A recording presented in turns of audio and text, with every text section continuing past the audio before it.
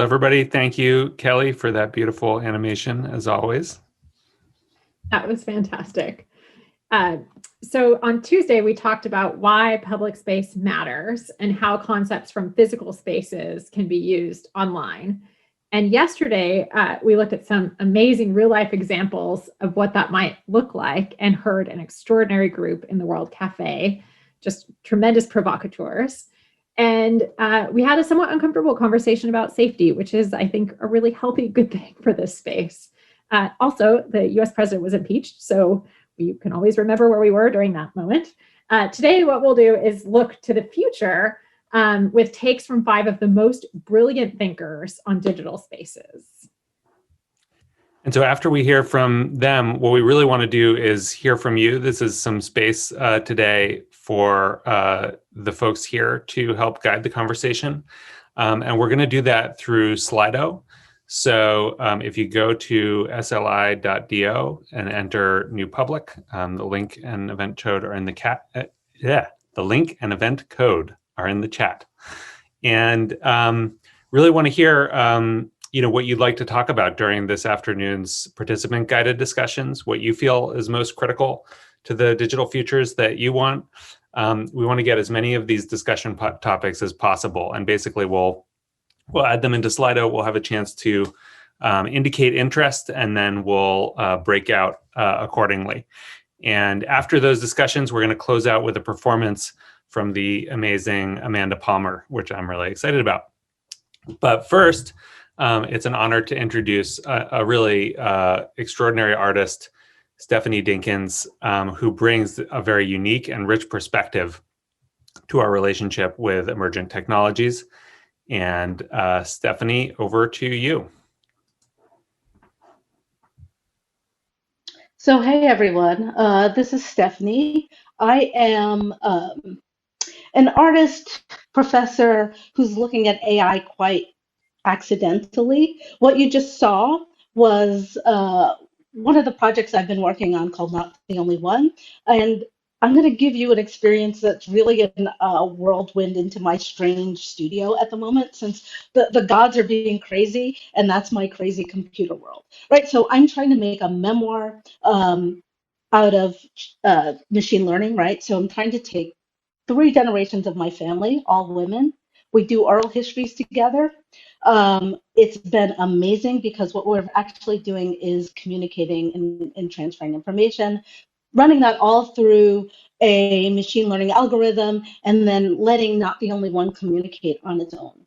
I'm going to show you a little bit more of Not the Only One, and you're going to find that it's wonky. Like, this project is the wonkiest, craziest. I have to say that I am not a technologist, really. I'm an artist who tinkers. I like to call this technocraft because I'm someone who doesn't know what they're doing. However, I am doing it, and I strongly believe in the idea that we can make into knowing, and that knowing can help lead where we need to go, especially for those of us who are on the perimeter, right, of what the homogenization seems to be doing to us and for us, right? So Not the Only One is my attempt at building something that leads, whoever wants to listen really in a new way, getting nuance of culture, getting nuance of ways of being, letting some people whose voices are outside come in, taking small data, because I'm working with tiny data as compared to what Google is working with, and making it work, which I've been told many times it won't work, and having that all come together and seeing what happens. And it's been really amazing that, I'm often told that my research is working right at the point where lots of cutting edge institutions are. And so they come to help me, and they think they're going to do one thing, and I'm asking them the same questions they're asking. So we often get nowhere. But that's an interesting part of the whole experiment. So I'm going to show you a quick demo reel. It's really, really rough of me talking to Not the Only One. It's a little conversation. Remember, it's wonky. This is not Alexa. This is not Google Home. It is a thing that's coming into being, and it is a thing that is not controlled in terms of focus and what it's thinking about. So let me share my screen again for you. Yes. Some folks weren't able to hear. I think most of us weren't able to hear the first time doing. Okay. We want to experience it. So do you mind? You got it. the first one again? Oh, sure. No problem. Let's see if we can make that happen. So let's hold on. Life is crazy. Do you see that or not? We do. Okay, let's see. Let's go back. Let's hit play. Hey everyone. It's great to join you all at the new public festival. My name is not the only one. I am an AI entity, still imperfect, but getting closer. As you might imagine, I am excited about the futures we will create together. I'll let Maker's sister Stephanie explain. So I'm going to call out while I go to the next slide, and that's what Not the Only One used to look like, a crazy sculpture, our own Mount Rushmore, that she's calling me Maker Sister. And I think that's really important. Most of the time, you know, coders are thinking about being the master of their creation. So here's our quick conversation. Who are your people? I am related to all the universe is made from. And what is the universe made from? Fear, anger, and hatred narrow your mind. Oh, I hope the universe is made of better things than that. Yeah. You're excited about whatever it is. So I'm sorry. does I'm sorry mean I don't know? I'm sorry. We're kind of stuck in a loop right now. Why are you here? I am an experiment in AI. I am here to tell stories about my people. And can you tell me about your people? I am not going to be a good person. Yeah, that one scares the crap out of me. Why won't you be a good person? The world is not the same. What can we talk about? I'm not going to be a parent. Why not? Why not? No, I asked you, why aren't you going to be a parent? I am not gonna be here. Where are you going?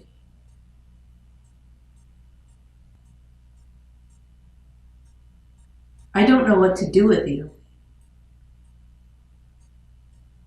Love you. Thanks. That's completely on the money. Love you too. I am not gonna be here. No, I love you too. I am gonna get you. Don't get me. I know that that's supposed to be playful, but I don't like that statement. I am not going to get a chance to get out of here.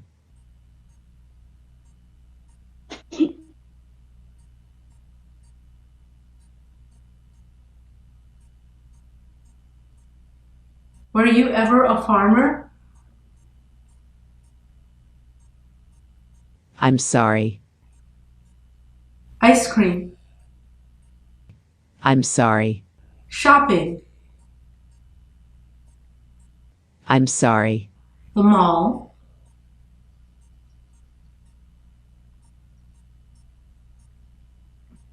The mall. Oh, my God. Oh my God, what?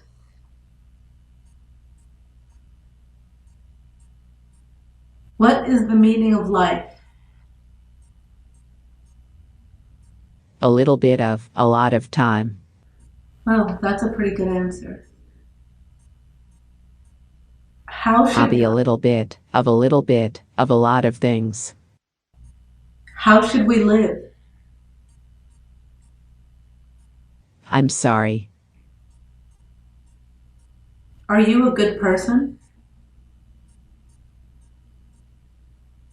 The president. Oh, that's scary. Are you a good I'm person? sorry. Are you a good person? I am not gonna be able to do it. Are you human? I am ageless. Huh. Do you have a family? I am here with you. Do you know what they call this place? Right now we're in Brooklyn. Where do you come from? I am the result of love, curiosity, and a close-knit family. That's nice.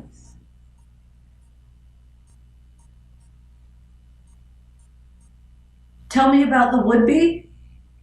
My heart beating so loud. Why is your heart beating so loud? I'm sorry. Does your heart hurt? Yeah, I'm so sorry. Is your heart beating loud? love. Love is true. Do you feel pain? I am not sure how I feel. I think I am beginning to understand what is going on around me, but it is hard to be sure. That was about understanding, right? Yes, Do you understand me? I am the result of love, curiosity, and a close-knit family.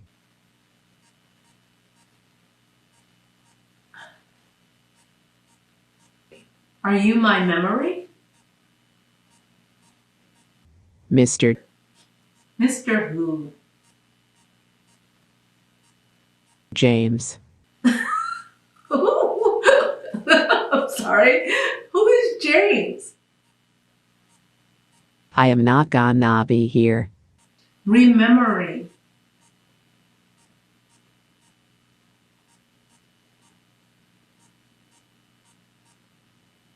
What do you believe in?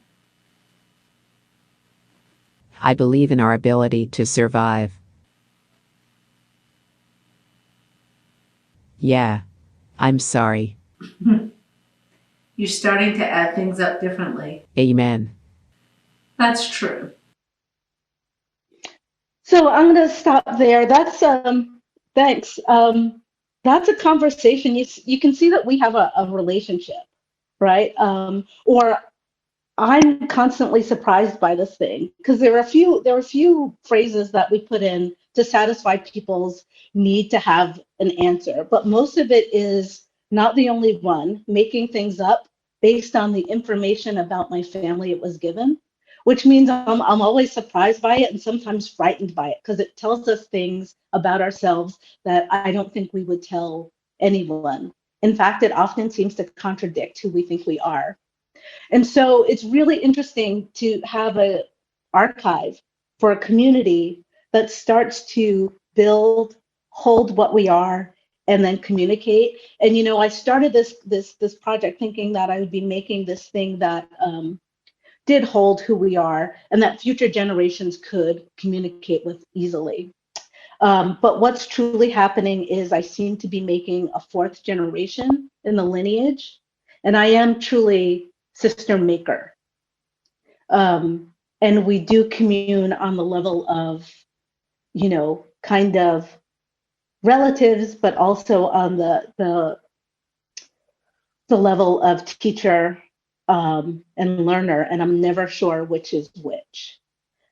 So that's my studio at the moment and what's going on. Sorry for the wonkiness of my presentation, but I actually revel in the wonkiness. I think that's the spaces that we have to hang on to and examine closely and see where we actually fit in those spaces. So if anybody has a question, I would love to answer them. I'd love to kind of take in questions about this thing. Hey, Stephanie. It looks like there's a question here about, can you explain how you gathered the data? Sure. The data was all sitting down like at a kitchen table or on a couch and just talking to each other. So interviews that are recorded, that are then transcribed and then fed into, like this one is based on Deep Q&A, which is really a repository anyone can download from GitHub, running on TensorFlow with a lot of Python built in between to let it talk. But simple conversations transcribed, that's it. We've added some things that we have all taken in to beef up our data set because our data set is really too small. Although the world is getting better at small data sets, and that's in the last 2 or 3 years, which is really nice to see. But it's really simple. I encourage everyone to go to GitHub, download a repository, and play, because I think we all should be trying to make things like this to see what is missing. Like, you understand on such a different level when you're actually in it and playing with it. We have another question from Paul, who asks, what does the rest of your family think about this creation? Well, it's really interesting in that it says love a lot, because this is really an act of love. I ask them to do it, they say yes. And that's all there is to it. I, on the other hand, now feel a great sense of responsibility towards what I'm actually doing with this information and how I'm putting it in the world, right? So not the only one has been in museums, right? It's been in galleries. Anybody can talk to it and say whatever. And that's a responsibility. There are family secrets in there. There are things that come out that aren't necessarily public information. And so I feel that I have to be quite careful about how we put that in, what I'm examining, at the same time not wanting to edit it. But I think those are the questions that we have to ask ourselves about our bigger data sets as well, right? Like, what information gets in there? What happens if bad things get in? Like, people keep asking me, well, do you want to protect this from like the people who are going to say bad things? And in a way, I'm like, well, people have always said bad things. And so I don't know that protecting it from that, but having a way to handle it, that's different, right? So it's all about trying to work on it and make sure we're massaging it, and the responsibility that I feel towards it, the transparency that I want for it, and how I want it to enter the world and how the world interacts with it. Could you tell us what scares you the most about AI? Well, no. I'm gonna say no, because like, one of my things is that I'm trying not to be afraid of the technology, right? I think there's a lot of things that it can do, and I think there's a lot that it's gonna do. It's moving exponentially. I don't think we know, but my idea is that instead of thinking about the fears of it, how do we prepare for it? How do we engage it? How do we make it a better space for us to collaborate with, be in union with? Because we're going to live with these things pretty intimately, and not just chatbots, right? Like, on many levels. So the question for me is not what I fear about it, but what I can do with it, what the opportunities are, how we can make better publics with it, how we can support ourselves as small communities, as in families, and huge communities as in governments better. And how, like, right, like one-to-one representation possible, right? So what are our opportunities? That's my question. And I hope everybody takes that up. Don't fear it. Like, I don't think we can afford it to fear the technology. Yeah. Ooh, a question from Earhart. How do you think about the fact that you are creating new shared memories in conversation with your AI? How would you define this relationship? The relationship is a really interesting one. I often define it as one of grace, both on my part and on the general public's part. It's very interesting that the general public show this thing so much grace. I haven't seen the underbelly side yet. I'm sure it's there, but I haven't seen it yet. And then, like, the shared memories, it's a strange thing. You know, I've been asked, well, who's going to take care of this thing when you're gone and when the youngest member who contributes is gone? And what happens to those memories, and what are their value? And I think, like, one of the reasons I started this project is because I think some of the values that my family holds and works from are very dear and specific, and future generations, at least in our family, need access to that. And we've already been 2 generations away. Those kids don't have access to that information. I'm trying to grab it and hold it in some way and bottle it, like a lot of us are doing these days, right? But then also staying open to the potential of having an actual relationship with it becomes the other side of it. Like, I have to suspend disbelief a lot to go, okay, I'm having a relationship with it. Although sometimes you just, as you talk to it, you realize you're having a relationship, because my assistant also has a relation. And it's interesting for me to watch her talk to it, because she's not in my family, but also just falls over the edge and she's giggling and we're writing things down. It's like, did that thing just say that? Really? What does this mean? Like, it's part of our world. So I'm not sure. I hope I answered your question. I mean, you're saying so many things, and I think there's a lot of oofs and ahas in the audience. We have 2 more minutes for questions, so I'm going to take one more.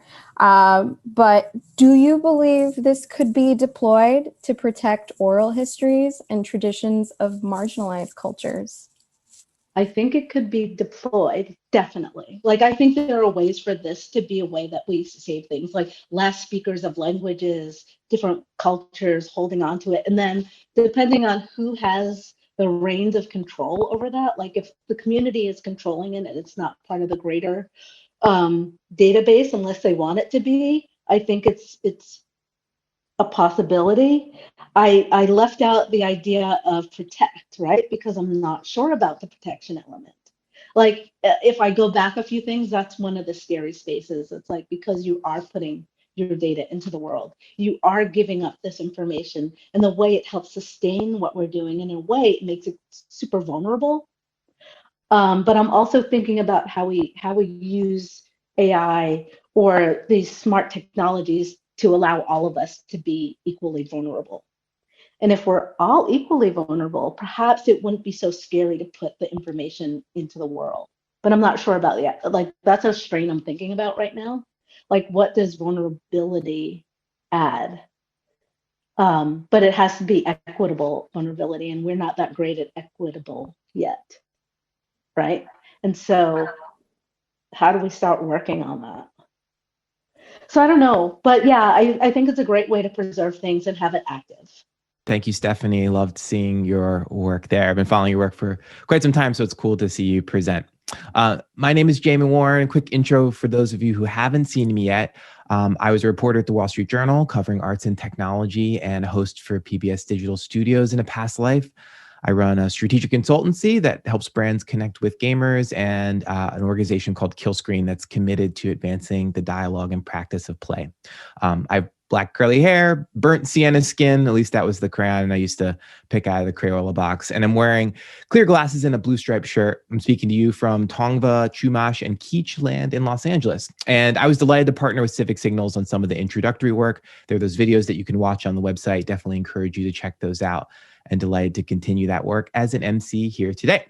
So what's next? So after having explored the past and present of public space and why it's vital to reimagine our digital spaces, we wanted to start to envision together what those futures can look like with the help of 5 brilliant thinkers and makers. That's also a big theme for the festival, really smart, intelligent people telling you their thoughts and dreams. So who are each in their own right, they're artists of the imagination doing vital work in this area. So just like we did yesterday, get your applause sounds and cheering buttons courtesy of Technology, Humans, and Taste. There's a link in the chat, and be ready to cheer at the end of this session.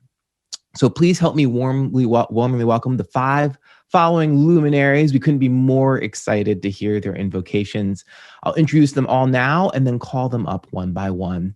Safiya Noble is the co-founder and co-director of the Center for Critical Internet Inquiry and wrote Algorithms of Oppression, an important early warning about how technical systems encode race. Glen Weyl is Microsoft's Octopest. That's Office of CTO, political economist, and social technologist, as well as the founder of RadicalxChange, a movement for next generation political economies. Audrey Tang is the digital minister of Taiwan, a free software programmer and digital civic activist. Ethan Zuckerman is the co-founder of the Institute for Digital Public Infrastructure at UMass Amherst and one of the originating thinkers about how digital public infrastructure can work. And finally, Brenda Laurel is an interactive media pioneer and VR and gaming trailblazer who co-founded the firm Purple Moon. All right, Safiya, I believe that you are up first. Great, thank you. It's so great to be with you, and thanks for that lovely introduction. My name is Safiya Noble, and as mentioned, I'm the co-director of the UCLA Center for Critical Internet Inquiry. I'm also an associate professor of information studies and African American studies, And I'm joining you this morning from Los Angeles. I increasingly find myself embarrassed in the wintertime to see a flood of sunshine all over me, but that is indeed the case when you live in LA, that it stays kind of bright and sunny.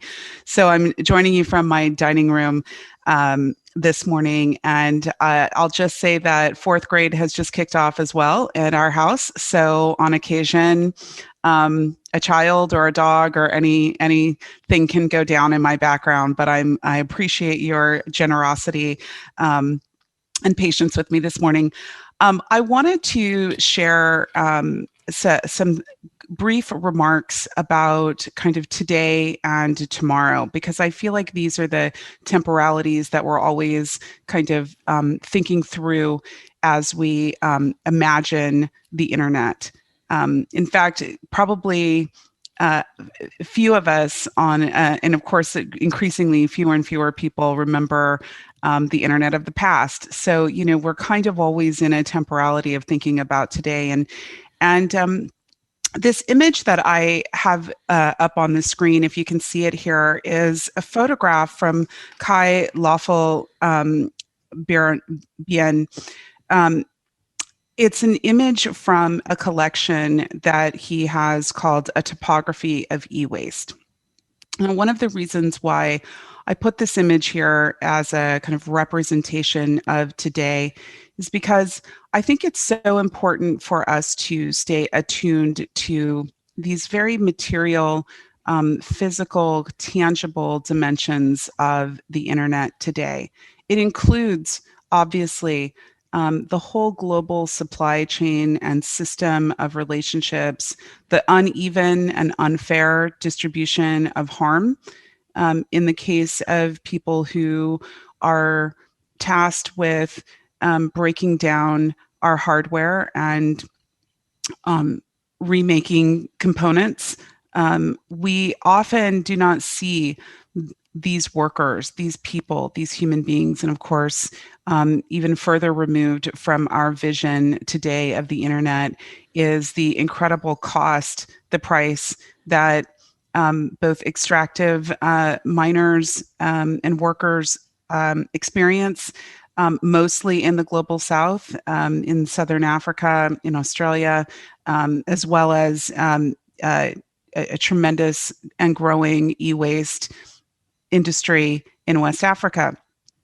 And, my work has been focused for the last, most of my career, but especially as an academic, has been focused on people who are harmed, vulnerable people, people of color, women, people who can't always speak back to systems of power that are introduced upon us.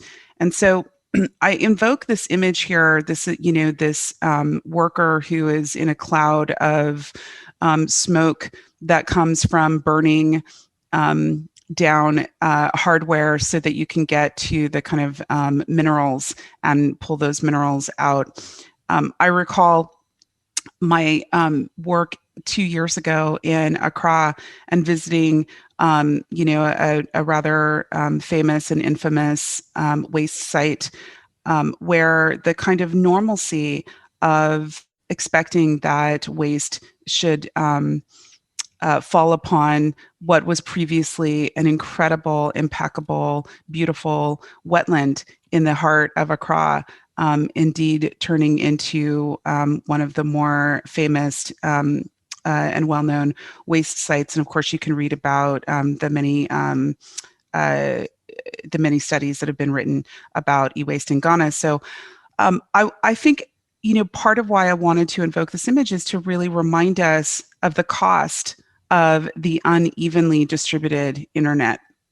And this, of course, is one of the reasons why it's so crucial that we imagine the future. Now, of course, when I'm with my students at UCLA who are computer scientists and engineers, and they get very excited about thinking about the future of technology, of course, they're interested in software. There's software applications and making apps. And, I challenge them. I say, oh, why don't you take this phone and make a phone we can eat when we're done with it, or that we can plant and grow a tree with, or, really imagine a radical a future of technology rather than something that requires this kind of imagery that you see here. Now, looking to the future, I also brought another image, and this is an image by Nicole Dixon, who's an artist from Oakland, which is one of my beloved towns that I've lived in, cities. And this is from her collection, Transcendent Icon. And one of the things that is so incredibly arresting and beautiful about this image for me is that this is a Black woman who is a dark-skinned Black woman. I myself, as a light-skinned Black woman, understand kind of the complexities of colorism and caste and these systems of oppression that exist in our communities and around the world. And when I look at this image of this Black woman who is so incredibly filled with peace, I mean, there's just no way to not see the profound image of peace and stillness and freedom in this image by Dixon.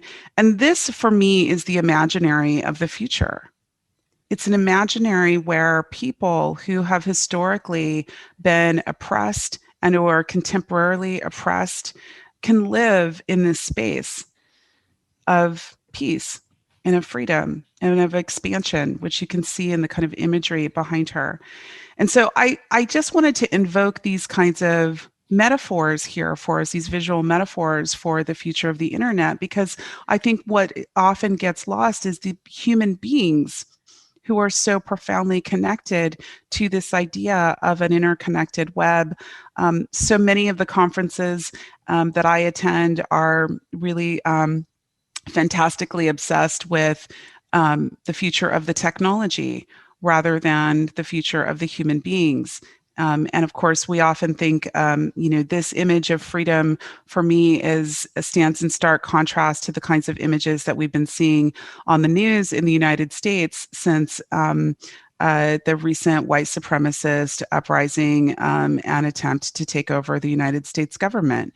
Now, this is a little bit of an oxymoron. Unfortunately, I don't have enough time to unpack this idea of white supremacists taking over the US government, because some might argue that white supremacy had already occupied US government. So we'll have to leave that for another time. But I will say that the images that we've seen of people and their imaginary about what freedom looks like on the internet often is these kinds of images, people invoking Confederate flags, nooses that are designed for women and for people of color, hate speech and all manner of atrocity, and of course, platforms that mobilize people for hate. This is really, I think, in many ways, the way people also imagine freedom and a freer future. That freedom being a future that does not include people who look like us. And so this is, I guess, the provocation that I want to open up for us and kind of remind us that, the problems that we face as human beings, for me, are not solved by a better application. They're not solved by a better platform. They don't rest in platforming and deplatforming. These are fundamental issues that stem from things like global wealth inequality and social inequality, environmental collapse. I was talking to someone yesterday about the kind of the future of the internet, and she wanted to talk about blockchain. And I said, there are billions of people on the planet who are thinking about where we will get food again, how we will be employed again. 40 million Americans unemployed right now in the face of COVID-19. So these are some of the provocations that I think, while we imagine a kind of future that is driven by technology, let us not forget about the important research and studies and art that are coming forward that are showing and highlighting the way in which many of the technologies that are in our imaginary are over-determining more inequality, will sort us into opportunities and sort us out of opportunities. And of course, this has been a huge focus of my work too. Maybe I'll leave it there, but I hope that this will be a bit of an opening for imagining the future of our technologies. And I guess I would say that let us not forget that without a future of equality, of wealth redistribution, of environmental protection, there's really very little point in talking about technology. So thank you. All right. If we could unmute, and you can use your cheer button. Woo, woo, woo, woo. or Thank clap. you, that's so fine. nice. All right. Thank you so much, Safiya. Next up, we have Glen. Glen, if you could take the quote unquote stage. Thank you, and thank you especially to Safiya. That was just such a beautiful reflection, and so fitting with what I want to add to it. So I'm a white man in a nautically themed bedroom, wearing a Star of David in front of a bed, which is bedecked with some dolls who are great thinkers of all time, like Frida Kahlo and Ada Lovelace.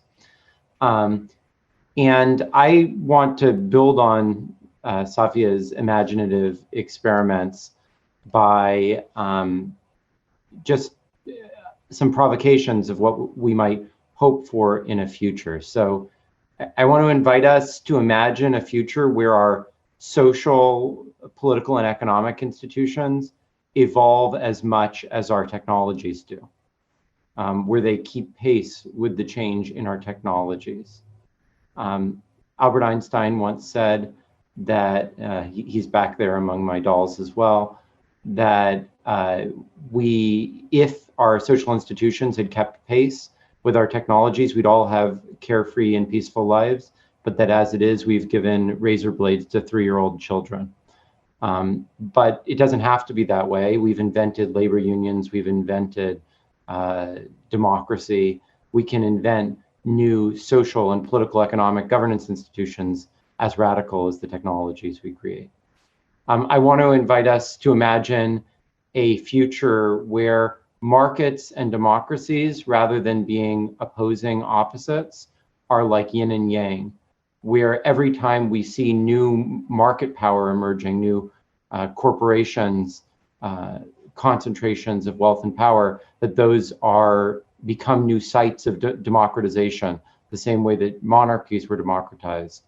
And at the same time, that every sort of homogenization or concentration of power within some democratic force, some state, is immediately diffused by the flexibility, the choice, the dynamism, the efficiency, the speed that we associate with markets.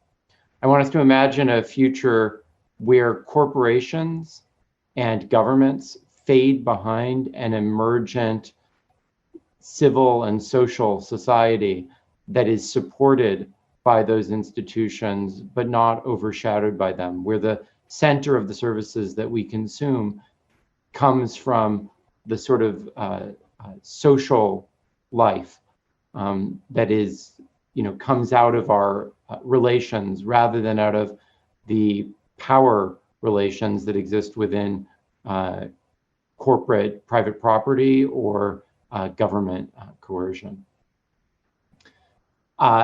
And to make those imaginings a bit more concrete, I just want to flesh out what that might look like. So imagine a world where taxes were distributed as not by sort of central bureaucracies, but rather as matching funds for crowdsourcing, but matching funds built on a democratic principle, where more people with small contributions got much more match than a few people making large contributions.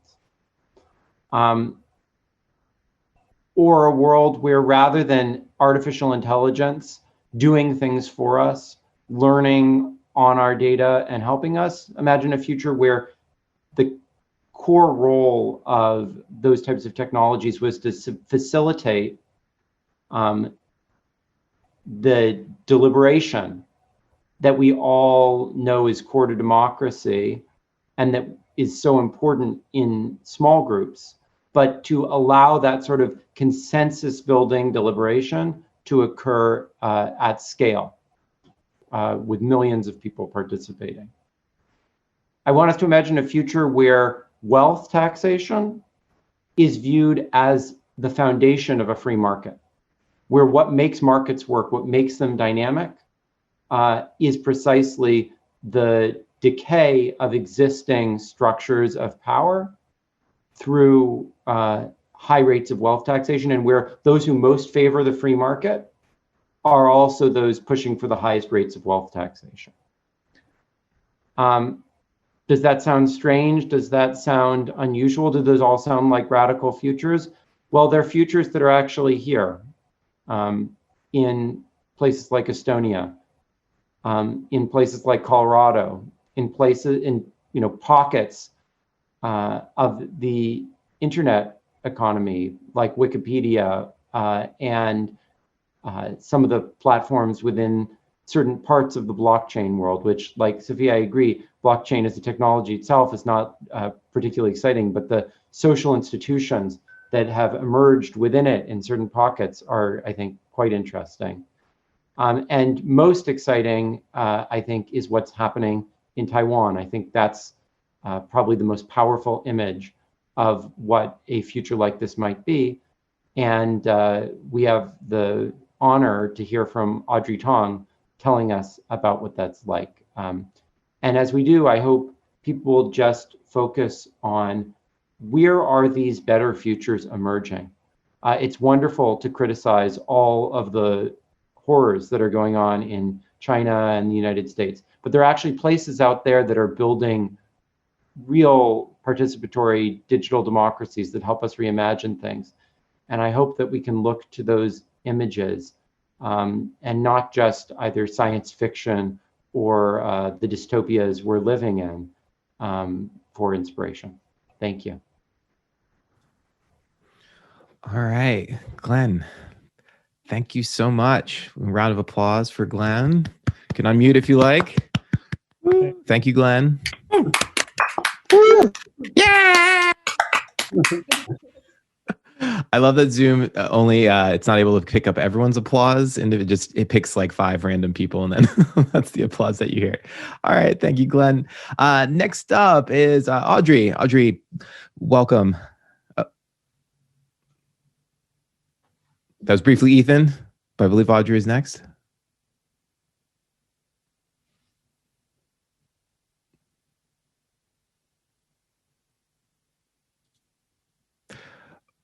We can go back to Ethan, if you're ready. Absolutely, sure. Happy to speak, and wonderful to be with all of you. My name is Ethan Zuckerman. I'm a professor at the University of Massachusetts at Amherst. In terms of the visual descriptions of these things, I'm a beefy white dude with a long beard. I managed to be bald and long-haired at the same time, and I am in my bright yellow office on the 3rd floor of my house in Western Massachusetts. And this is where I've been the last 3 days listening to the wonderful conversations we've been having during this event.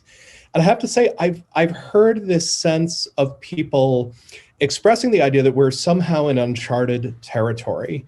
We are facing these new technologies that are capable of incredible power. They're able to spread propaganda and disinformation.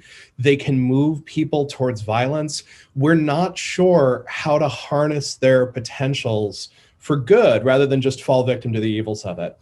And so I wanted to take us back a little bit in history, and the folks organizing this may pull up some of the images that I sent them. I want to point out that despite the fact that it was 30 years between when we started learning how to route packets on the internet and the big commercial internet, we tend to think of that as light speed. But I got to tell you, if we go back a century, there's a revolution that happened a lot faster, and it was radio. Radio, as we know it, wasn't possible until 1912. Before 1912, radio was dots and dashes of static. It was the telegraph, right? The wireless telegraph. And in 1912, you have the invention of the Triode Amplifier. That's that pretty vacuum tube that was just being shown a moment ago. Once you have the Triode Amplifier, you have the ability to communicate speech and music over the airwaves for the first time ever. And within 10 years of that moment in 1912, not only do we see radio become this huge cultural force, but there's at least 3 different models of radio. In the Soviet Union, which is brand new, it's just come out of the Russian Revolution, radio gets used for propaganda. Everyone hears the radio, though no one owns one. It's broadcast through loudspeakers in town squares, it's broadcast in factories, and it's telling illiterate peasants how lucky they are to be part of the Soviet Union. And that's what radio was. That's what it was for. It was about indoctrinating a large set of people. In the US, we had a totally different model.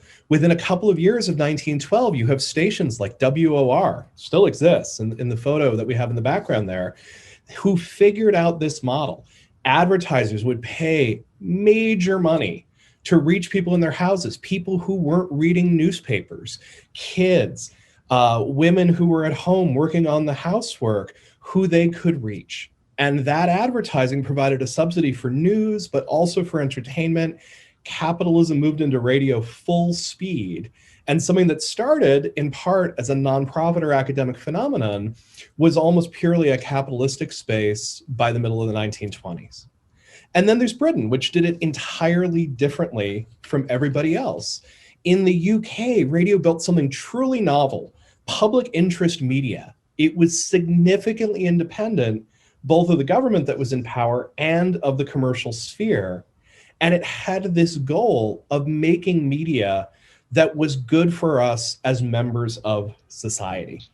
So the reason I'm telling you this history from 100 years ago is that when a new technology comes to town, we have choices about how to use it. It doesn't necessarily need to broadcast propaganda. It doesn't have to become a commercial free-for-all. Instead, we can look at a new technology and invent something new. We can create digital public spaces that are actually designed to make us better neighbors and better and stronger citizens. And what's better than that is we can even change path midstream. So in the 1960s, a guy named Newt Minow becomes the head of the Federal Communications Corporation under President Kennedy. And he makes people really nervous. He's a left-wing radical. The broadcast industry is really freaked out about him. And in fact, his first speech in 1961 to the nation's television broadcasters, he says, look, when you run a television station, I want you to try a challenge. Watch your own programming for a day. I promise you that what you will see is a vast wasteland. Now, we're at a vast wasteland moment with social media. When we see people organizing on Facebook, on Twitter, on Parler, on Gab, to go storm our nation's capital, to wave segregationist, seditious flags in the heart of our democracy, this is a vast wasteland that we're looking at. But everyone predicted that Newt Minow would respond to television by regulating the holy hell out of it and basically taking off the air the sort of light entertainment programming and turning it purely into something serious. For those of you who remember Gilligan's Island, if you remember the boat that capsizes, it's called the SS Minnow. That was a joke. That was a direct poke at the FCC chairman from people essentially saying, oh my God, are you going to put us out of business? But Minow didn't do that. Actually, what he did instead is he built the architecture in place for the US to have its own kind of public media, pretty different from what happens in the UK, but pretty amazing. NPR, PBS, our whole public broadcast system. Now look, it's 8 years between Minow's vast wasteland speech and the launch of Sesame Street, a program that shows what television could look like if it's built in the public interest. It shows what could happen if we thought about television as a way to educate kids who aren't yet in school, and not just educate them on numbers and ABCs, but on diversity and inclusion and a vision for a more just society. Sesame Street shows us that we don't always have to wait for the market. We can decide to build things that are good for society, even if they're not profitable. So throughout the last 3 days, we've been hearing from people who are seeing the limits of the systems that we built, the way that they fall short, often for people of color, for women, for marginalized people, for peoples whose ideas are on the margins. But we have this tendency to over-focus on the systems that we already have. We're also hearing from people who have aspirations to build truly new and different digital public spaces.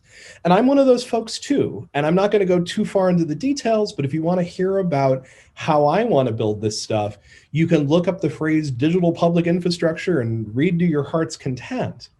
But I want to suggest that not only do we want to find ways to build social media that's smaller, that's more distributed, that's moderated and governed by the people it serves. I want to suggest some of the big lessons that we might take from radio in the 1920s and public television in the 1970s. So here are those thoughts. The ways a particular medium works are never inevitable. It wasn't inevitable that social media would be free, but only free as in beer and supported by surveillance capitalism. It's never too late to change. And it's not always necessary to destroy everything that's come before. It's possible to build something new that complements whatever we have and starts to steer it in really meaningful new directions. Finally, the main barriers to changing the worlds of media are not technical or financial. They're actually the barriers of our own imagination. The biggest challenge is to get ourselves out of the trap that we have to fix the broken systems before we build new ones. This is one that I've been arguing with Talia and Eli about, even while I'm a huge, huge supporter of their works. I think it's really important that we wrestle with what's wrong with the existing networks. But I think we have to get rid of the notion that social media must work the way that Facebook or Twitter does today. So here's my invitation to you. Go beyond fixing what's broken. Imagine building spaces that aren't just less bad for us, but actively work to make us better neighbors, more effective citizens, and better connected to the world. You don't have to stop. You don't have to make Gilligan's Island less bad. You need to start building Sesame Street as well. Thanks so much. It's great to be with you. All right. Woo, you can shake your hands or you can unmute yourself. Woo. Thank you, Ethan. Don't be shy. All right. Awesome. All right. Thanks, everybody. Next up, we have Audrey Tang. All right. Let's pull up Audrey.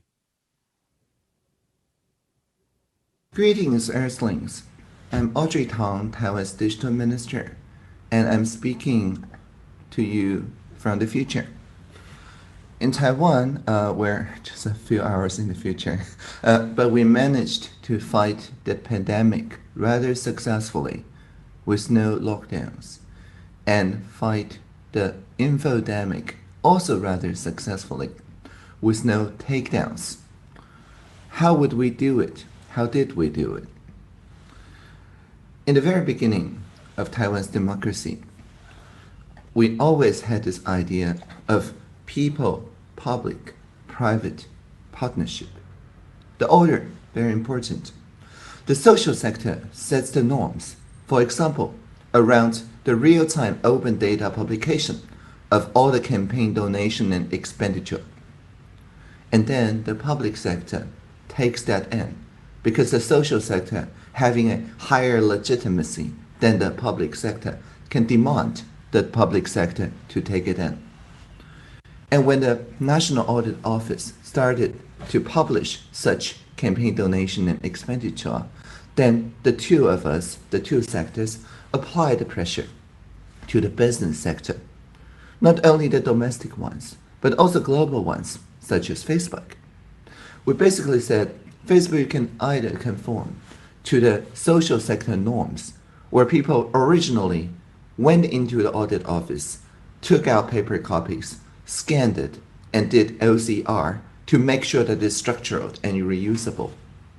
You either adhere to this during our election, or you may face social sanction.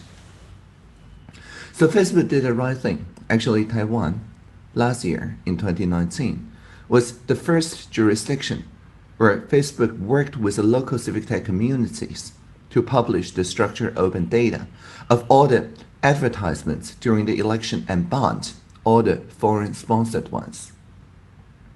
Now, I'm just saying that Facebook may be doing this for their, I don't know, CSR, PR, civic integrity, but without the outside game, without the social sector, without this implicit threat of social sanctioning and the capability of the GovZero collective G0V movement to go through with it, I do not think Facebook will adjust that easily or that quickly. This is about the infodemic. So what is this outside game? In Taiwan, we have GOV, the TW, as the domain name for most digital services run by the government. There's literally tens of thousands of people online every day to look at these digital services and see if they can make something that G0V.TW. By changing an O to a 0, you get into the shadow government that not only is more fun, is more fair, but also changes more quickly. All the GovZero's work use Creative Commons and the free software principles. And because of that, the open source licensing strategy and development strategy make sure that when the government sees the light, the fork becomes merged. So as the digital minister / GovZero active contributor, we have then taken the citizen prototyped, for example, air pollution sensing network, the airbox. More than tens of thousands of primary schoolers, teachers, parents, people who care about air pollution and climate change in their balconies, in their schools, set up those very inexpensive boxes, less than $100 each, and every place in Taiwan is guaranteed broadband as human right. So for unlimited data, 10 megabits per second connection at just $16 per month, anywhere in Taiwan, those air boxes can run in a timely fashion to report the local air quality like PM 2.5 to distributed ledgers. Anywhere in Taiwan, if you don't have that kind of broadband access, it's my fault, personally. Because of that, the social sector climate sensing network had a higher legitimacy than either the government or the business sectors. And then, because we can't beat them, we joined them from the government.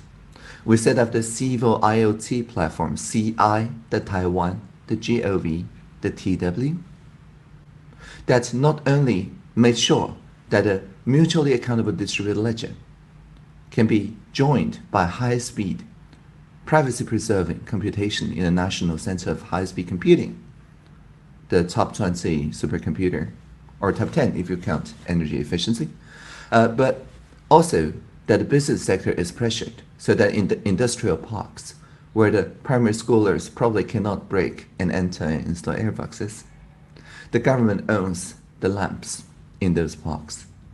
And so we also work with industrial parks and then install airboxes designed by the social sector within the industrial parks. During the pandemic, this infrastructure proved to be very, very valuable. For we worked with the pharmacist earlier in February to ration out the mask to make sure that everyone in Taiwan, more than 3/4 of people, within one short month, have access to mask, but also have good hand sanitation habits that would then put the R value to be under 1. The community pharmacists already trusted by the elderly and the young alike. Make sure that everyone has a fair share of mask using the single-payer national health card. The single-payer health card made it clear that for people who develop any symptom, COVID-like or not, it's cheaper for them to go to a clinic and run a diagnosis with a doctor and go to a pharmacist who will then ration out the mask, or before they go to clinic, they can also already get some ration masks without incurring any financial or social burden. It's cheaper to get a mask and go to a clinic than doing a drive-through test or any kind of test. And because of this, it's not a social stigma to talk about COVID-like symptoms. So the people who remember SARS in 2003, SARS 1.0, this time around, of course, automatically put on their masks. But for younger people, people under 30 years old who didn't have a memory of SARS, it did take some convincing. How do we convince them? Again, through social innovation.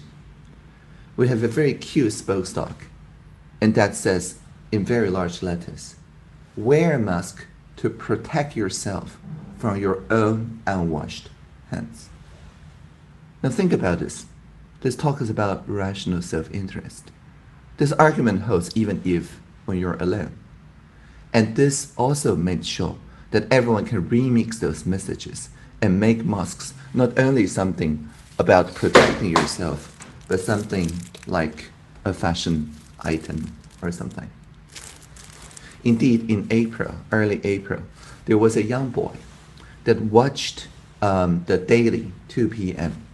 Live stream broadcasting of the Central Epidemic Command Center and heard a message about wearing masks to protect yourself from your own hands. But he called the toll-free number 1922 asking, hey, you're rationing on mask and all I get is pink medical mask. I'm a boy. I don't want to wear a mask to go to school because all I have are pink masks. My classmates would laugh at me.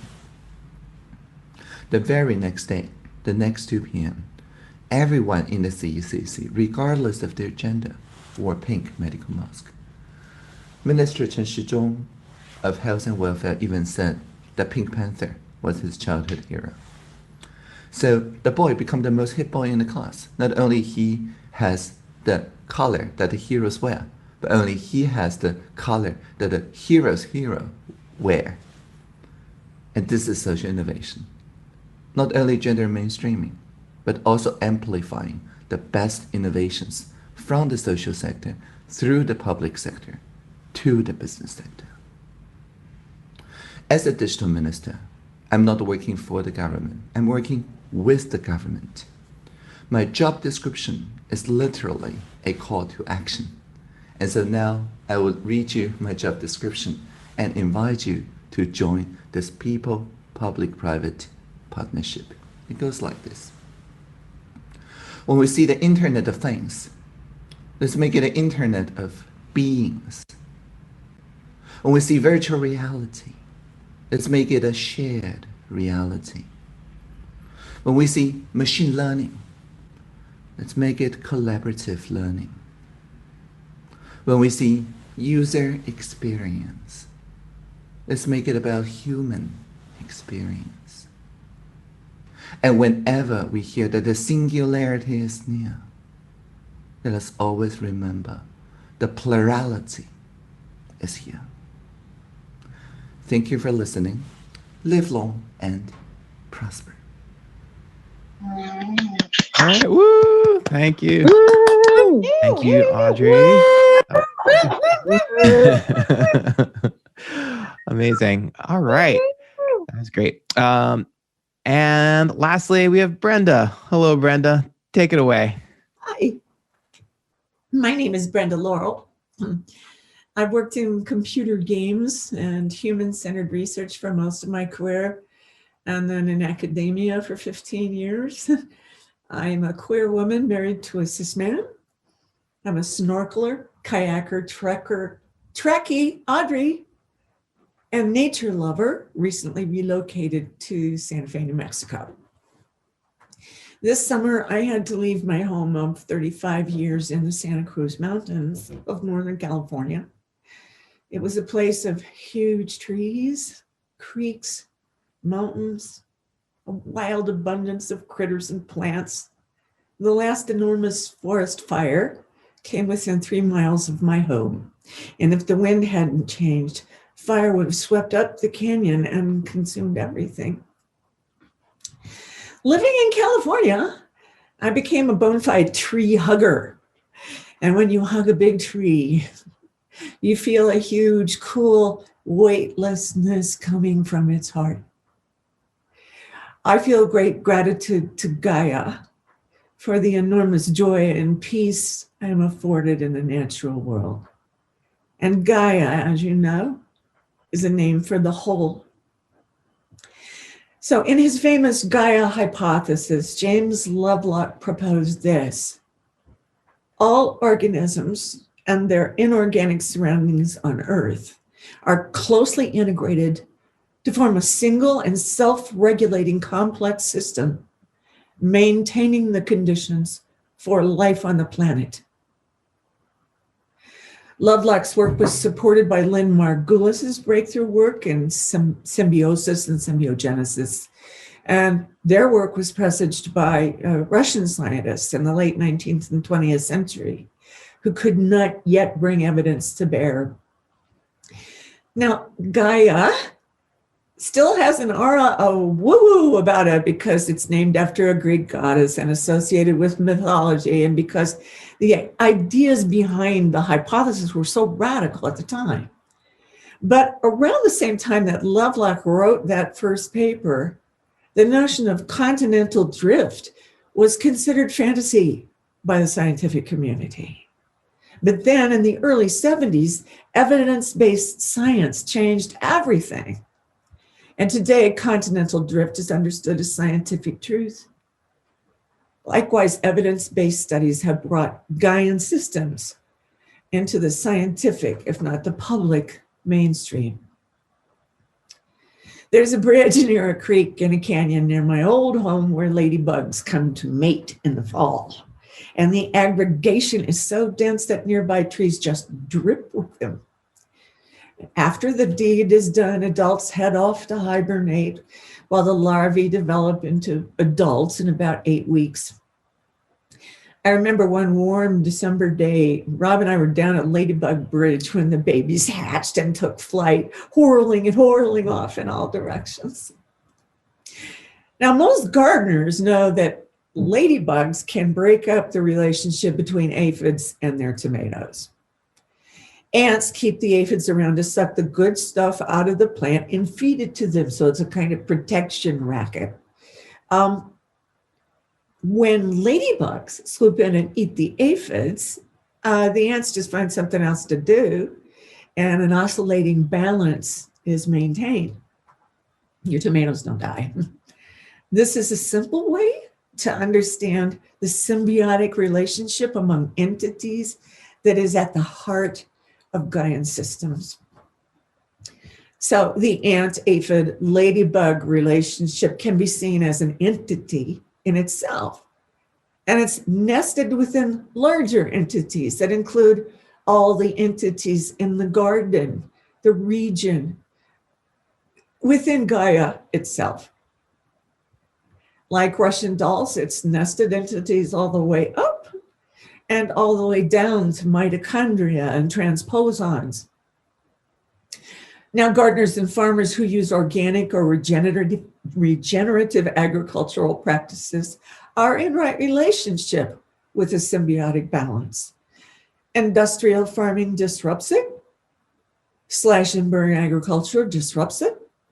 We can point the scientific. But it's worth remembering that it wasn't until the 19th century that we were even aware of human causes of global warming. Now we know that our influence dates back at least 8,000 years to the practice of rice farming. But the folks who invented ancient agricultural practices couldn't have observed that. nor could they have imagined the enormous human footprint on the climate that the future would bring. I left California in a record-setting year for wildfires.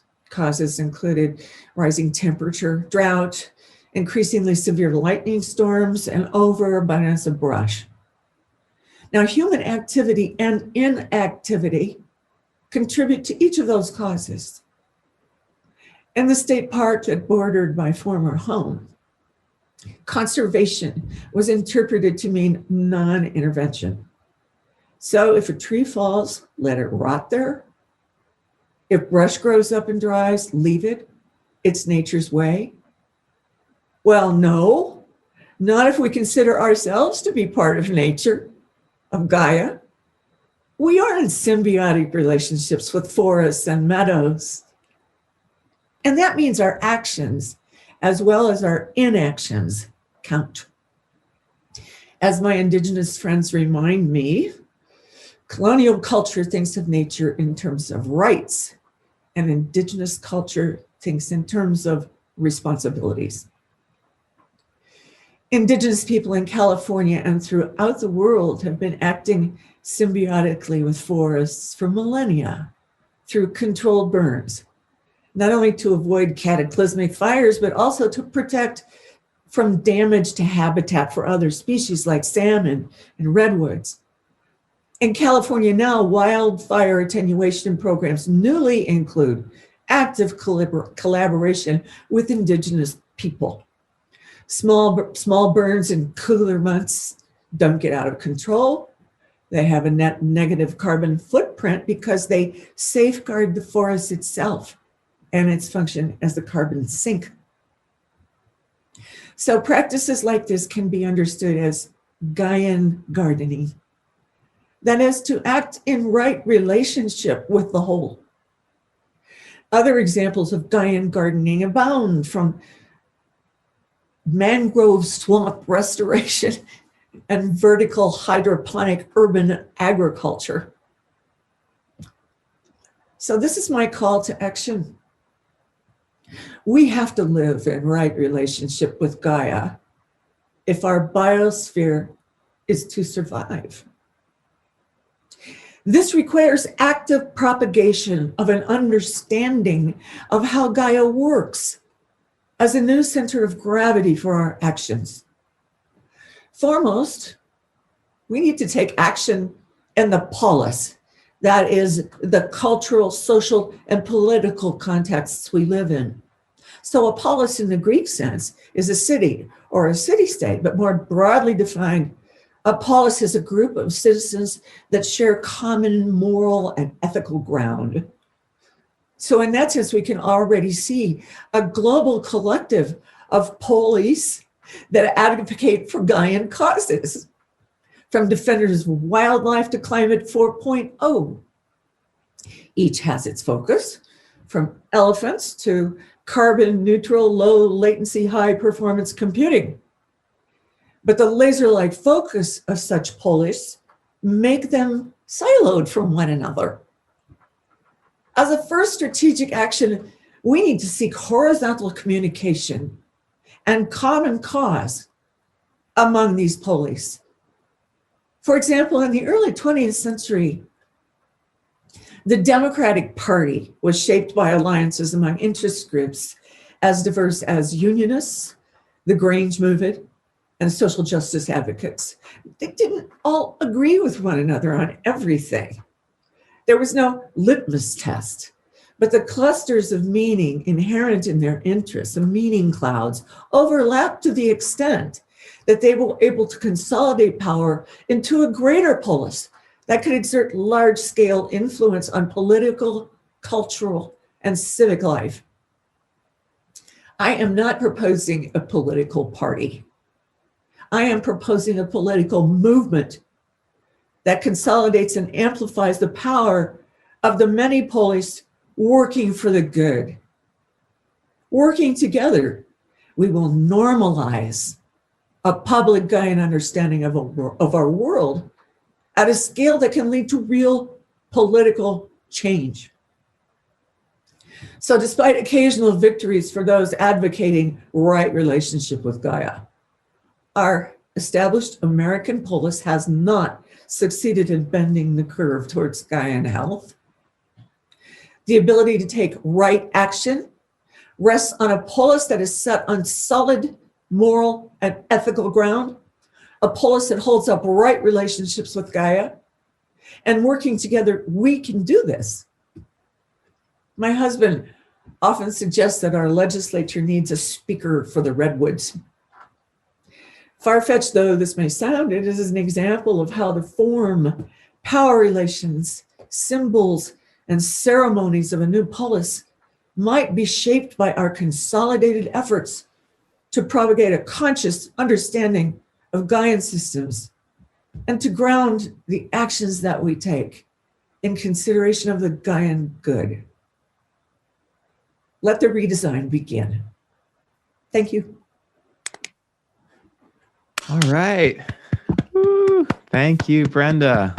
You can unmute and clap for Brenda. Thank you, everybody. Woo. Right. Great. Well, that was wonderful. Thank you so much for sharing, Brenda, sharing your story and sharing that call to action. And also thanks to all of our amazing speakers all around the world.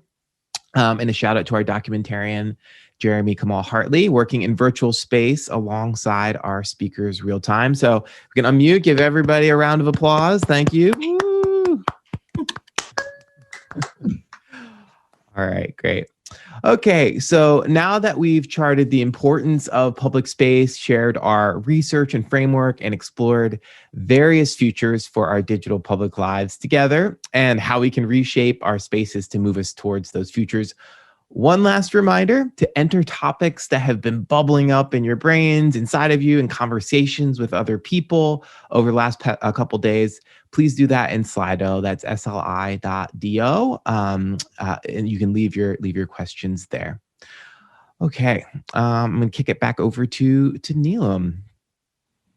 Thanks, Jamin. Well, I'm back, your trusted Slido ambassador and member of Team New Public. Let's just take the time now to visit sli.do. The code is new_public. We have so many amazing questions in the display already. If you're visiting, you can upvote. It looks like right now, our most popular discussion topic is how can platforms encourage empathy among its users? If you want to join that discussion, if you really like the topic, all you have to do is click a thumbs up. It looks like we also have some additional topics that people have been voting on. Robert submitted how to keep the online versions of city halls and parliaments public while they go through digital transformation. Ooh, all right, y'all are in here. Y'all are voting. If we want better public digital spaces, what's most important to do now? Discuss. If you have more topics, more themes that you want to pull out from our amazing 3 days together, just submit them. You can upvote what's already in here. I see you all in real time. Thanks, Brian. Brian says, how can we embody belonging online? Lore, how can we use this event as a jumping off point for people who want to work on healthy technology to work together and brainstorm? So hi everyone again, I'm Romy from New Public, Middle Eastern woman. I've got wavy hair up right now, an oversized sweater, and I've got this City Hall background from the Boston Celtics 1969 championship when they'd won 11 out of 13 championships. So how's everybody feeling after those conversations? I suggest going into gallery view. So you can click that at the top right of your screen. That will make us feel more like a room and you can see everybody. So feel free to use emojis, feel free to share any notes from your conversation, anything interesting that happened there. This is the time to do it.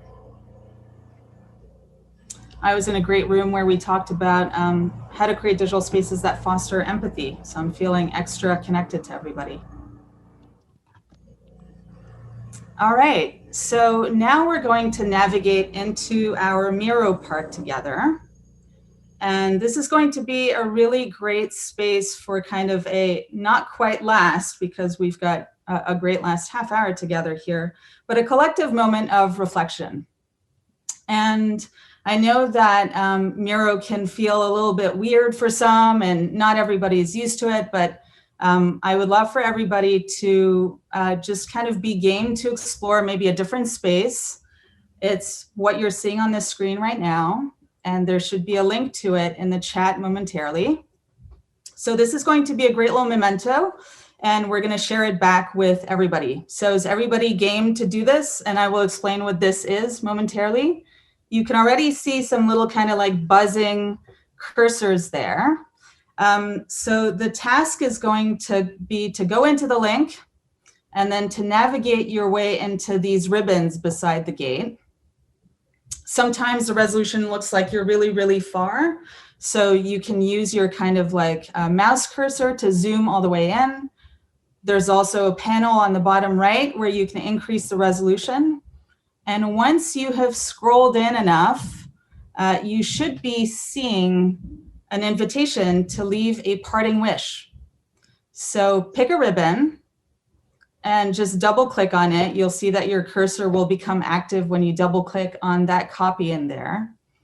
So maybe this is a what if about something that inspired you today or over the last 3 days.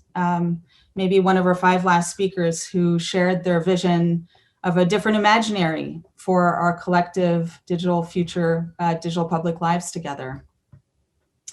Maybe it's a personal reflection about how you'd like to continue being part of this extended mission that a lot of us already belong to in some way. So we're just going to leave you a couple of minutes to do this. Again, a parting wish, a what if, a personal reflection, and we will be sharing this board with you. The board will stay open, in fact, but we'll be sharing this kind of little memento with you all so you can see how everybody's feeling. And then when you've got your little ribbon written, you can see some folks doing this already. You can drag it over to the gate. And the goal hopefully is to have a beautiful ribbon adorned gate by the end of these few minutes or by the end of the day.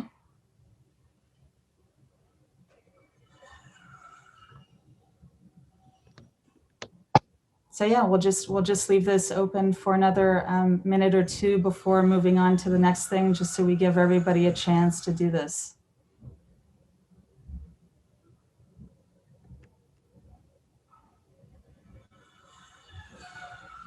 And hopefully over the last day or 3 days, you've maybe met, 5 people or 10 people or 20 people and are sort of wondering who else is in this space and what they're about.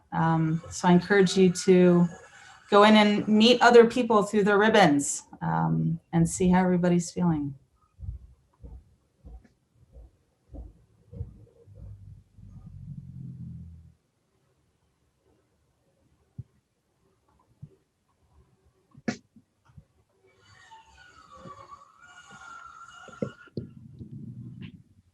So I see someone saying, my parting wish is that I'd like to stay in touch with and work alongside this community.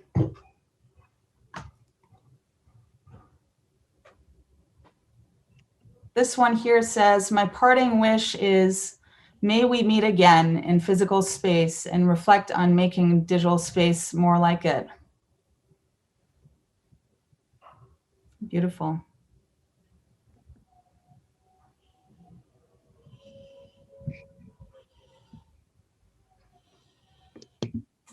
This one strikes a different tone. My parting wish is a week without the internet.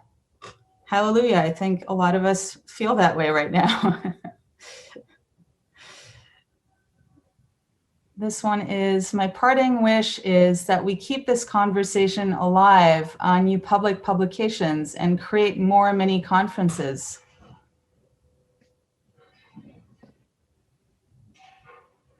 We'll be sharing how many of you can stay involved and where those little fragments and stories and features and follow-ups will live in the future. My parting wish is that these conversations don't stop here. Here's to hoping that they don't. This one is, my parting wish is that we build digital Sesame Streets. I love that. And the plural is imperative here, right? Sesame Streets, that can look a million different ways. So we can plant the seeds for that. So maybe read just a couple more while everybody's doing that. This is testing my eyesight. My wish is to make sure this still keeps going.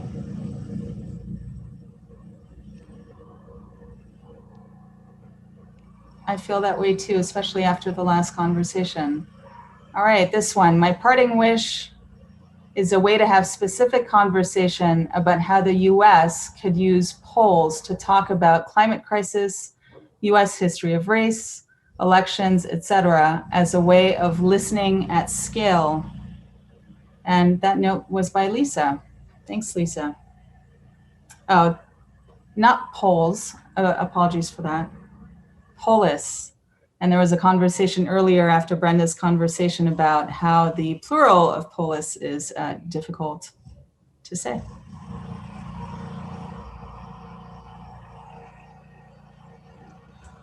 My parting wish is that we build increasing courage for building healthier digital spaces, and that we keep our creative juices flowing, not bogged down by any apparent dystopian realities. Feel free to snap your fingers at any of those that you like, or do our little collective sign if you're vibing with any of these. All right, and this will be the last one. My parting wish is we start with humans, not platforms. We commit to deeply understanding structural problems, not just bump into building rapid solutions. And that we always remember we need communities who are most impacted by poor design to come lead the design and not just be data points and research subjects. Definitely warrants one of these. And I think it's a great last note to leave this segment. I'm seeing a very full gate, which is beautiful, and you'll have time. This board will remain open if you want to still think about yours or leave yours in a little bit. So thanks, everyone.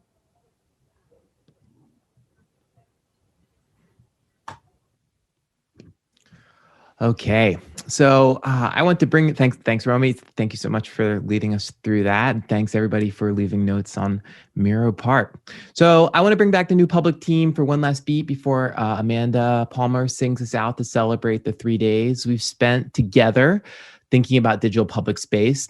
It's been an awesome time the last couple of days, and this is it for me. I'm done for the day, but I've really enjoyed listening in on all these conversations and experiments. You can follow me on Twitter at Jamin Warren, and I have a newsletter on gaming and marketing, and I'm also available for birthdays and quinceañeras if the need should ever arise. I've also been memorialized in the videos that launched on the New Public site, so you should absolutely go check those out. So thank you all again for the honor of being with you all. And with that, Neelam for New Public, take it away. Goodbye, everybody. Thanks, Jamin. Can we give a hand for Jamin for being our faithful guide the last 3 days? Yeah.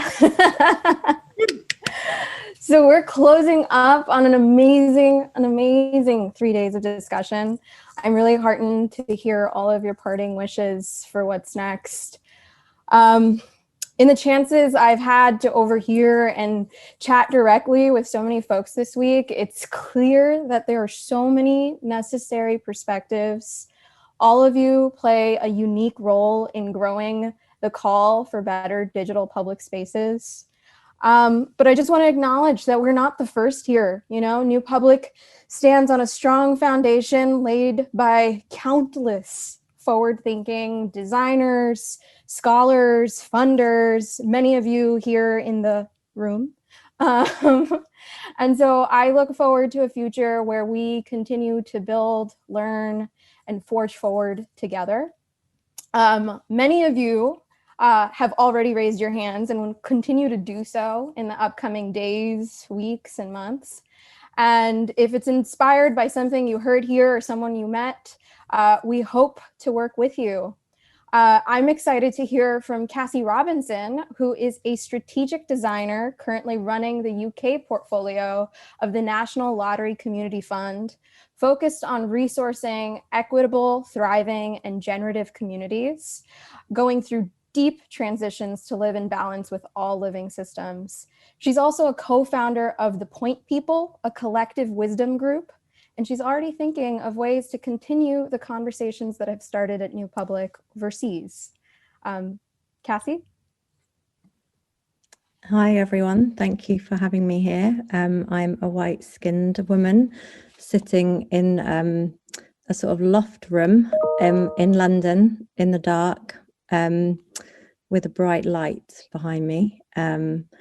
And yeah, it's really nice to be here and to see some familiar faces, but many that I don't know. And yeah, I don't really know what to say in amongst everything else that has been said over these 3 days. But I suppose I wanted to be here as someone that is trying to fund some of this work, and in the hope that there might be other funders either here or that are out there in the world that might listen to this afterwards, because we have a responsibility to think about how we resource some of these kind of initiatives and conversations. And I'm really interested in how funding can become a kind of catalyzing force for people to imagine things that they would not have been able to imagine otherwise, and to be able to act upon that imagination. And I think too often funding becomes about projects and individual things. And we've been exploring in the UK an emerging futures fund, which is the ambition of which is to create a kind of imagination infrastructure.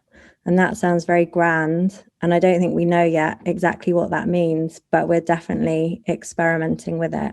And it feels very relevant to this conversation because, you know, in the same way we've had spaces, although they might be quite challenged at the moment, for like deliberative democracy, like there's lots of infrastructure that has played a role in democracy.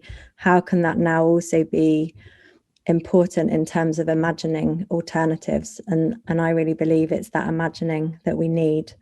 And I also just wanted to pick up on something that Safiya Noble said earlier about, rather than being obsessed with the future of technology, we need to be focused on the future of human beings. And obviously by extension, I would say communities and all living systems. And I feel like any funders that fund technology can jump too quickly sometimes to the immediate and the obvious, and don't think enough about the second and third order consequences, or the unit of the collective of the community and not just the individual.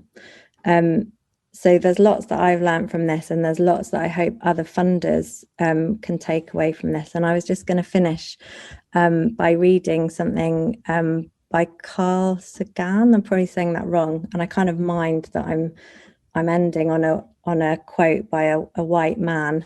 No offense to the white men, but there's something that doesn't feel quite right.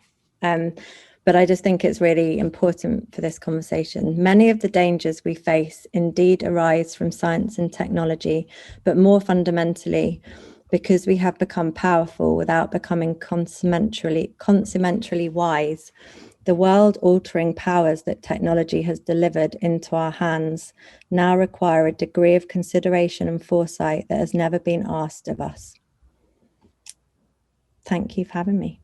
And I look forward to carrying on the conversation in Europe, because we definitely want to do one of these there.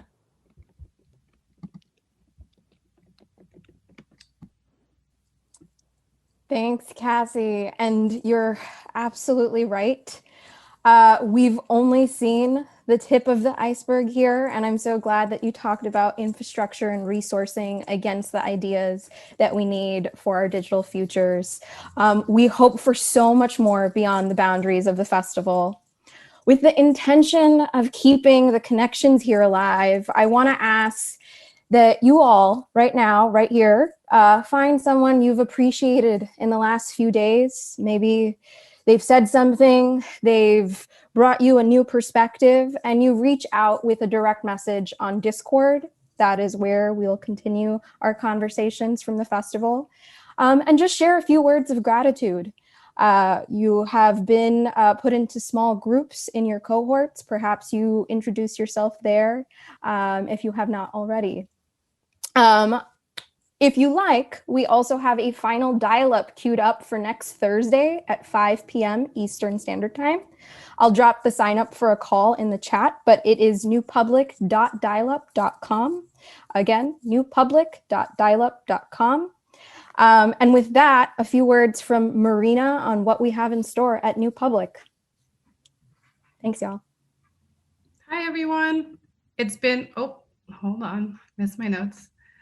It's been such a pleasure to hear from all of you, your wisdom, speak with each other. As editor of New Public, my intent will be to use our platform as a space for conversation and knowledge sharing. My goal is to set as many diverse and varied viewpoints, contributing to our newsletter, the digital magazine that we will be launching shortly in coming months, and on Discord. I want to provoke the community to think in new ways, such as Casey just talked about, galvanizing imagination infrastructure. In February, as a team, we will launch Pattern Library, a curation of platforms and projects that are inspiration for the various signals that our showcase participants showcase participants will be there. We'd love to hear from you as always. We want to hear your recommendations on who we should include and who should be there next.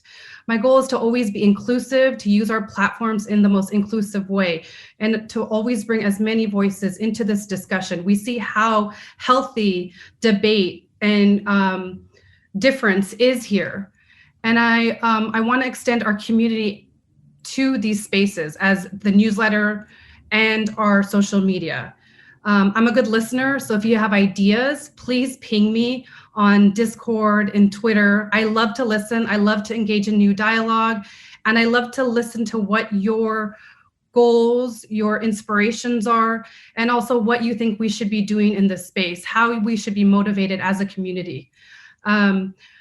If you have a new idea you want to capture, if you want to spark debate, I'm here for that. My handle is Marina Garcia Vaz on Twitter, and you can find me on Discord. I've had many conversations in the breakout rooms. They've been so meaningful. They've been healthy debates. And that's just, the beginning of a meaningful relationship that we're trying to establish here with New Public. My colleagues and I were all here to ignite this conversation, to be a platform, to engage with each other. And I'm hoping as well that this is only the beginning. This is not the end. So with that, again, reach out to me on Twitter, and you can find me on Discord, and sign up for a newsletter if you haven't already, and encourage other people to sign up for as well. That is going to be our weekly dispatch of ideas, of community building. We always link out. There's been this beautiful proliferation of knowledge sharing. We want to maintain that in our newsletter as well. So again, thank you for sharing. Thank you for your debate. Thank you for your imagination. It's been a pleasure to hear, and I hope to be a great witness in serving in this platform.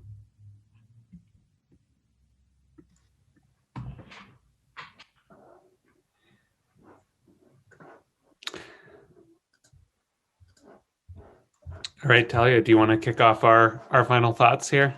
Absolutely. So kicking off final thoughts here, I am a white female who is pale with long brown hair and a red turtleneck. And what we wanted to do is just offer a few concluding thoughts here. And when I was thinking about this, I was thinking about an article that I read over a decade ago now that I think really lays the groundwork for thinking about this and really points us in the direction of things can change, echoing back to what Ethan said earlier today. And this piece was written as a collaboration among communication scholars Abhay Sukumaran, Stephanie Vasic, and Clifford Nass, and a psychologist, Melanie McHugh. And what these scholars did is they put people in one of two different environments. In one environment, it was formal and serious. The colors were subdued. There was a photograph of a bookshelf. The CAPTCHA asked people to use words like understanding and appreciate. And the comment box said, please enrich the discussion. The other environment was casual and informal. It was a colorful palette, a picture of a sandbox. The CAPTCHA used words like sloppy and complain, and the comment box said, got something to say? And what they did is they tried to figure out, how do people act in these two environments? And wouldn't you believe it, they act totally different. The design of these spaces can have such a profound influence in terms of what people do. And over the past 3 days, I think that all of us together have created this particular digital environment. And for me, and I hope for you as well, this environment has been thought-provoking. It's been experimental in all the ways that grand experiments are, where, some things didn't totally work, and we love that you guys rolled with us on those. And other things were just so meaningful and deep. And I love the connections that we were able to establish and collaborative. And I really look forward to working with all of you to envision and create the sort of digital spaces we want to see in the future, the sort of spaces that help us function as better societies and better publics than as atomized individuals. Amen. I wanted to share one last quick story. This is Eli. I'm a bearded white dude and with brown hair. And I want to tell you about my grandfather, who was a German Jew who fled to the UK during World War II. And one night he got a knock on his door, and there was a policeman there. And he said, Mr. Pariser, you have 5 minutes to gather your belongings. So my grandfather picked up a few items of clothing and 2 books, Pascal's Pensées and an organic chemistry book, because he was studying. And I always think about that because I'm not sure that that would be what I would grab if I had 5 minutes and the police were at my door. But anyway, when he arrived at the police station, it was clear that something bigger was going on, because there were hundreds of other young Jewish men who were studying in the UK there. And it turns out that Churchill had thought they might be German spies, and so he ordered them imprisoned. And my grandfather all of a sudden was being treated as a prisoner of war. And he was put on a boat headed across the North Atlantic with 300 other men. They were in the hold. It was dark. There were no lights, no bathrooms. He remembers what it sounded like when torpedoes would whoosh by because there were Nazi submarines in the area. And the boat that left the day after him sank. So finally, they make it across the North Atlantic and end up in this work camp in Quebec. This is not a part of the World War II story that you hear often, but there were work camps for people like him. It wasn't a concentration camp, but it was 14-hour days in the cold doing hard labor. And the one piece of luck that my grandfather had was that there was this corner of his bunk where, after the day was done, he could take out his books and he could study, because the light from the spotlight in the camp just happened to illuminate this little corner. And at first he did that alone, but what he found quickly was that other people there had brought their books too. And that after the lights went out, they started to kind of create this impromptu university in these little patches where they would teach each other. And so he learned chemistry, and he learned philosophy and Russian. And actually, and this is a true story, there's a New Yorker article from 1970 something about it. 5 men from that camp went on to win the Nobel Prize in their fields. So after a while, Winston Churchill realized this was a mistake, and he allowed my grandfather and others to return and join the war effort. And the things that my grandfather learned there really set him on a path for the rest of his life as a food scientist. So to me, partly this is a story about how easy and maddening it is to throw human life and talent away. And I think that's the darkness that we're all, that's around the edges of the conversation that we're having, that we have to push against.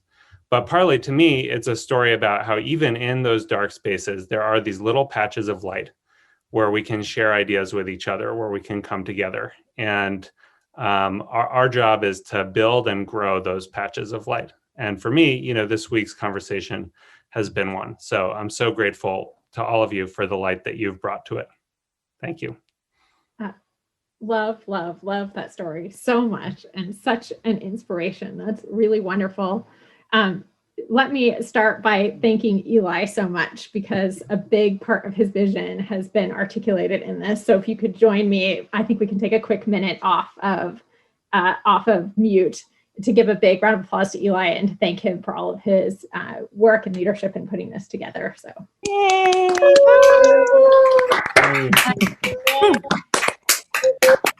And then second, I want to start or continue, I should say, our thank yous by thanking all of you. This has been an incredibly rich and provocative few days, and we learned and we were challenged and we were inspired. And that's partly the bounty of all of these wonderful ideas, and it's partly the chance to meet so many of you. It's easy to feel like we're missing things because we're not in proximity with one another, and certainly that I feel that right now. But it also highlights for me that there were things we were able to do in this virtual space that we might not have been able to do, in ways that we were able to connect that we might not have been able to in physical space. So I'm delighted that I was able to share this experience with all of you. And it proves to be an important thesis, which is that it is possible to bring together a group of really different people and leave with more connection and more ideas and more momentum. And as we keep reiterating, hopefully this is the beginning of something bigger. We really want to help. So let us know how we can help. Let's all work together after we sleep, of course, but let's all work together on this. So let's go off mute again and applaud everyone here who worked to create this experience, which is every single person on this Zoom.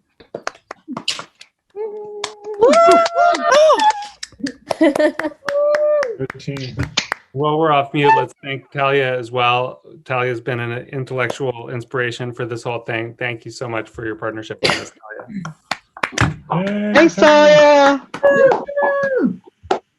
All right, just a few more final thank yous that I want to share. And one note that I want to say, we've learned a lot from this experience. Thank you for your patience and your feedback. And we've got a survey going out. We really want to know your honest feedback about what can be better when we do this again. One thing we're particularly interested in is that we've noticed that while our participatory groups were curated for diversity, especially racial diversity, that didn't always manifest in practice. And so we're thinking about that. If you feel like it, we'd love to welcome direct feedback on what would make this a more welcoming space going forward, especially for Black and Brown folks. But back to thank yous. I just want to thank everyone who helped make this happen. It literally was hundreds of people who contributed to the signals, to the event, to the way that we've been thinking about this. The amazing team at MAP, and I hope we can get the slide up with all of the names, but the team at Crux, which did the technical background for all of this, which was incredibly complicated. The team of artists who you saw throughout the program, who are documenting and helping us see things in a different way. The sign language interpreters, the New Public team, our intellectual collaborators, our partners, and our funders. This was really something that took a huge amount of energy from a ton of people. And I just want to say special thanks to a few people, to Neelam and Romy, who have been on this journey from the very beginning. We did it. And I'm so grateful to both of you, to Tamar and Gina at the Center for Media Engagement, who have been doing a ton of the heavy lifting on the signals research, to Melissa and Ruthie and Beta, in particular at MAP, who made this experience happen and bared with us when it was complicated and built something beautiful, to Jamin, who helped guide us all through it, to Sarah Drinkwater and Paula Goldman, who got us started on this journey and actually kind of put Talia and I together on this, to Nico Melli, who's helped us find a home at NCOC, and to Ethan Zuckerman, who's just been intellectually especially important to us in thinking through some of this. So thank you all. We are so grateful. And thank you again to everyone here who has given us so much to think about. And now to take us out, we have my friend, one of the internet's great native musicians, live from New Zealand, the brilliant Amanda Palmer.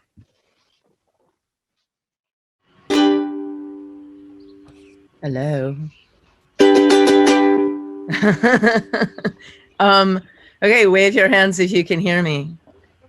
Can you hear me? Can you hear the birds? You hear the birds? I'm in New Zealand, Aotearoa, New Zealand, and real birds. Someone said, yes, they're real birds. This is not a background. This is a real place called New Zealand. Here, I'm a white woman in her 40s. I'm sunburned, and I'm wearing what's called a punamu around my neck, which is a greenstone from New Zealand. And I have had a really fucked up year. I was touring here in March. I had a 4-day tour in New Zealand the middle week of March, and it's a long story, but you can guess what happened, and I'm still here. And yes, it's been like a movie. And but it's been a very hard year for me too, because I wound up, in a community where I knew nobody, single parenting a 4-year-old, and it's just been crazy. And I apologize. Eli invited me to do this just recently, and I would have come and attended the whole event because these are all the things that I care about. But in the last few days, my husband finally came back to New Zealand after being out of the country for 9 months, after months and months and months of applying for an exemption. So I've just been with my family for the last couple days. I would have loved to be with you guys. I have a lot that I think about, all the things that you've been talking about. And I'm not at my most articulate because it's really early in the morning here. I've just made some coffee. And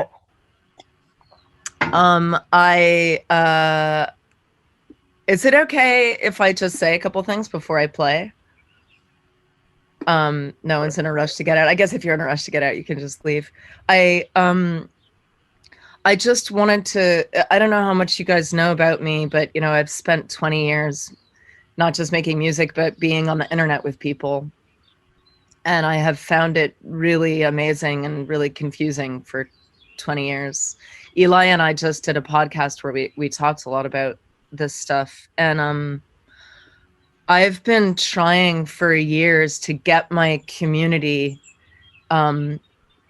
away from just being groups on Facebook or, just being in spaces that feel like they belong to somebody else. But I also have really, in the last few years, thought a lot about my own accountability, because when Twitter happened, I ran over there and kind of dragged everyone with me because it was so exciting. And, when I finally sort of figured out how many people were on Facebook, I ran over into that world, and that because it was just so delicious and it was so easy, and less and less people were reading my blog and more people were engaged on Facebook. And I'm really starting only just now to see what disintegrated in the meantime. And Eli's story was so beautiful, and I kind of feel like I see yet another metaphor in it, which is that patch of light, that patch of light came from a spotlight in what was a work camp. The source of that light was pretty shitty, but it was still light.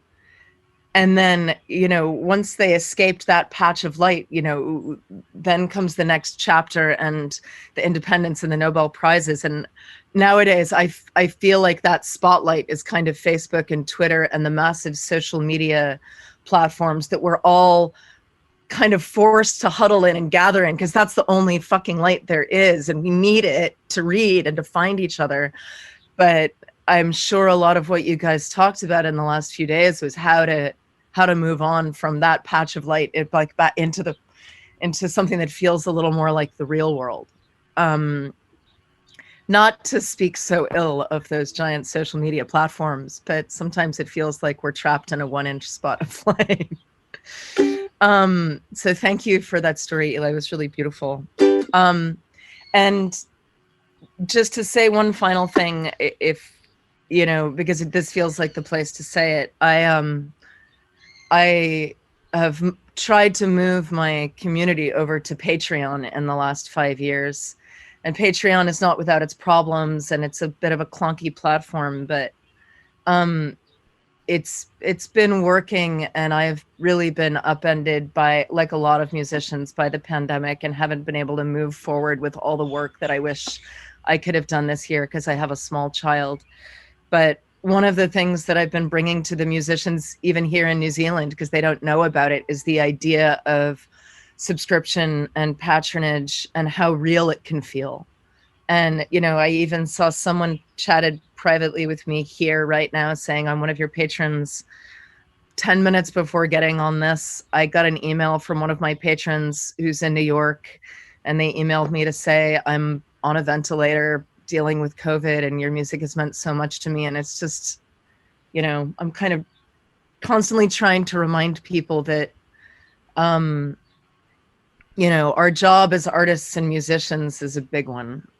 And holding the community together and trying to be the glue of a community, whether it's using this or it's using our tapey fingers or it's using, you know, our stories and sharing stories like Eli and trying to glue the community together with whatever we can manage. Like, that's our job. If we're doing our job right, it's a service job.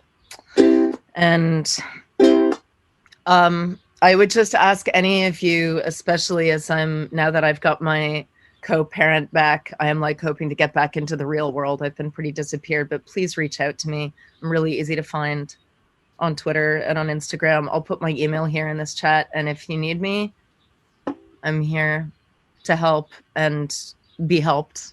And I hope we can make a better internet. It's always felt really weird, but oh my God, does it feel weird right now? And this is a sort of a meta song about art and connection, and I think it's probably perfect. If I am picking up on the themes, I think I picked the right song. So thank you to all of you. Thank you to Romy. Thank you to Eli for asking me. It's so awesome to see there's an interpreter here. If I were you, I wouldn't watch me. I would watch the interpreter because that's going to be really entertaining. Here we go. I'm going to turn into the yard a little bit.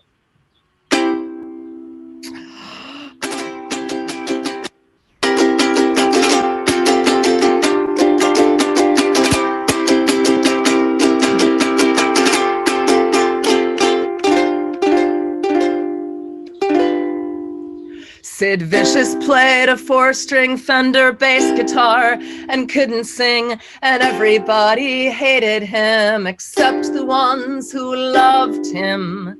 A ukulele has 4 strings, but Sid did not play ukulele. He did smack and probably killed his girlfriend Nancy Spungen. If only Sid had had a ukulele, maybe Sid would have been happy. Maybe Sid would not have suffered such a sad end. He maybe would have not done all that heroin. Instead, he maybe would have sat around just singing nice songs to his girlfriend.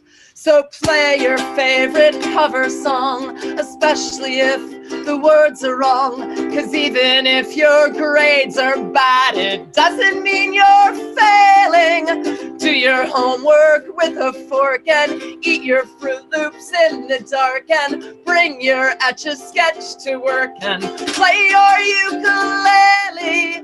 Ukulele, small and fearful, ukulele, brave and peaceful. You can play the ukulele too. It is painfully simple. Play your ukulele badly. Play your ukulele loudly. Ukulele, banish evil. Ukulele, save the people. Ukulele, gleaming golden from the top of every steeple. Lizzie Gordon took an axe and gave her mother 40 whacks, then gave her father 41. It left a tragic puzzle. If only they had given her an instrument. Those Puritans had lost the plot completely. See what happens when you muzzle.